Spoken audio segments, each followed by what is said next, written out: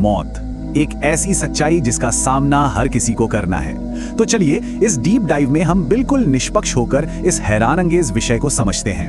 आज हम मरने की बायोलॉजिकल रियलिटी यानी हमारे जिस्म के साथ साइंटिफिकली क्या होता है और उसके साथ साथ इस्लामिक थियोलॉजी में बताए गए एक मेटाफिजिकल सफर के इंटरसेक्शन को एक्सप्लोर करेंगे।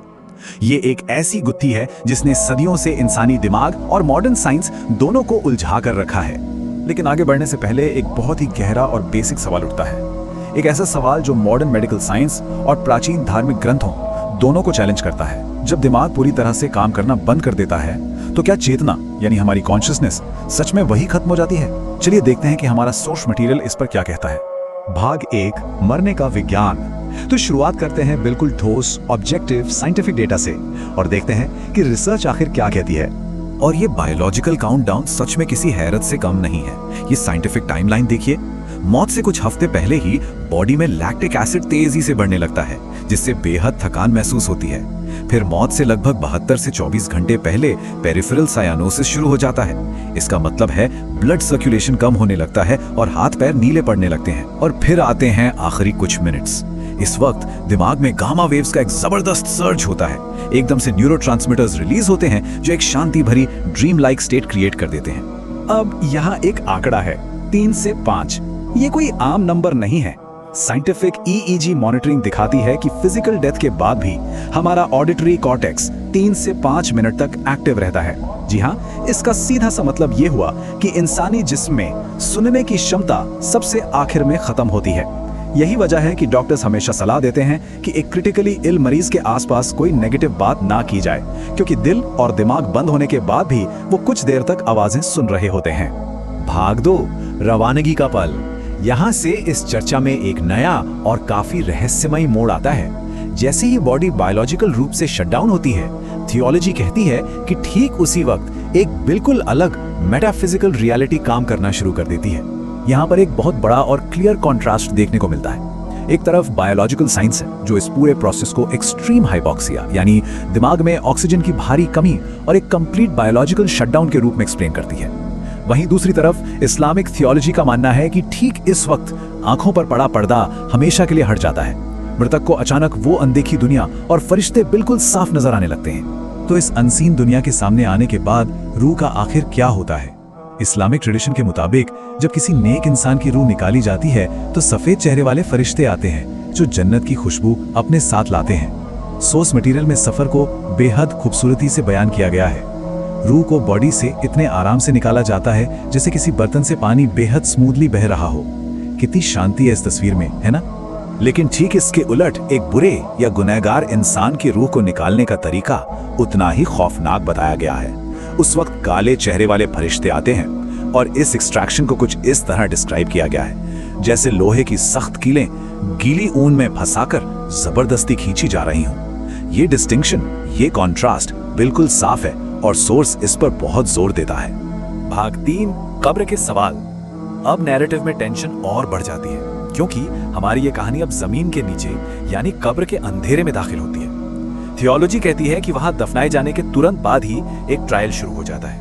पर कब्र की उन डिटेल्स में जाने से पहले ये बात सच में माइंड ब्लोइंग है कि हाल ही में हुई न्यूयॉर्क यूनिवर्सिटी की कॉन्शियसनेस स्टडीज इस थियोलॉजिकल दावे से कितना स्ट्रांगली मैच करती हैं। NYU की स्टडी कहती है कि सेल्फ या माइंड फिजिकल डेथ के तुरंत बाद पूरी तरह खत्म नहीं होता बल्कि कंटिन्यू करता है। ये पॉइंट ठीक उस धार्मिक विश्वास से जुड़ता है जिसमें माना जाता है कि मृतक बेहद अवेयर होता है, यहाँ तक कि वो लौटते हुए अपने परिवार वालों के कदमों की आहट तक क्लियर सुन सकता है। इसके बाद सोर्स मटेरियल इस प्योर डरावने सीक्वेंस को स्टेप बाय स्टेप आउटलाइन करता है। पहला स्टेप, बादलों के गरजने जैसी आवाज और नीली आंखों वाले 2 फरिश्ते कब्र में आते हैं। दूसरा स्टेप, मृतक से 3 बहुत ही स्पेसिफिक सवाल पूछे जाते हैं। उनका रब कौन है, उनका दीन क्या है और उनके नबी कौन है। और फिर तीसरा स्टेप, इंसान के जो भी अच्छे या बुरे अमाल थे वो फिजिकल फॉर्म लेकर वहां एक कंपेनियन के रूप में खड़े हो जाते हैं। इन्हीं 3 सवालों के जवाब आखिर में ये तय करते हैं कि कब्र फैलकर जन्नत का एक खूबसूरत बाग बनेगी या फिर सिकुड़कर आग का एक गड्ढा। भाग 4, बरज़ख और समय। चलिए अब इस सफर के अगले पड़ाव की तरफ बढ़ते हैं जहां एग्जिस्टेंस एक बिल्कुल ही अलग डायमेंशन में चली जाती है। आखिर ये बरज़ख है क्या?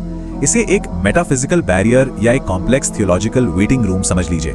यहाँ इंसानी रूहें फिजिकल डेथ और कयामत के दिन के बीच का वक्त गुजारती हैं। और सबसे दिलचस्प बात यह है कि यहाँ इस धरती का, इस फिजिकल यूनिवर्स का एक भी रूल अप्लाई नहीं होता।